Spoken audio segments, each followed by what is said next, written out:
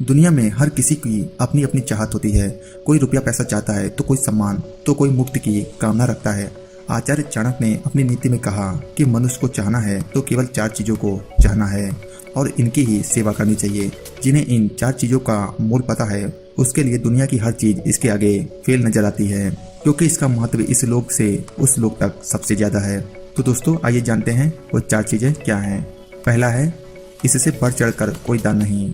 आचार्य चाणक्य ने अपने श्लोक में कहा है कि अन्न जल के समान कोई दान नहीं। जो व्यक्ति भूखे को खाना और प्यासे को पानी पिलाता है वह पुण्य आत्मा है। ऐसे व्यक्ति की देवी देवता भी सुनते हैं, क्योंकि शरीर धर्म का पालन अन्न से होता है।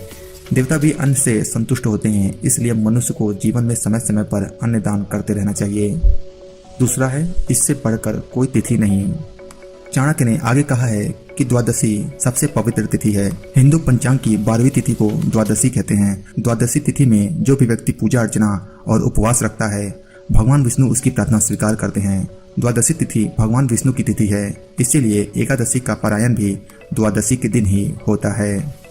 तीसरा है, सभी मंत्रों में सबसे बड़ा है यह मंत्र।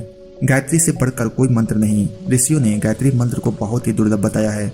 इस मंत्र का जाप करने से आयु, प्राण, शक्ति, कीर्ति, धन और ब्रह्म तेज प्राप्त होता है। माँ गायत्री को वेद माता कहा जाता है, अर्थात सभी वेदों की उत्पत्ति इन्हीं से हुई है। यह मंत्र सभी मंत्रों से सर्वशक्तिमान मंत्र है। गायत्री मंत्र को सभी शक्तियों का आधार माना गया है। चौथा है, इनसे बढ़कर कोई देवता नहीं। चाणक्य ने अपने श्लोक के अंत में कहा है कि माता पृथ्वी से बड़ी हैं, उनसे बढ़कर संसार में कोई तीर्थ देवता या गुरु नहीं है। माता की सेवा से ही समस्त तीर्थों की यात्रा का पुण्य प्राप्त होता है। भगवान हर जगह तो नहीं पहुंच सकते हैं, इसलिए संसार में माँ अवतरित हुई।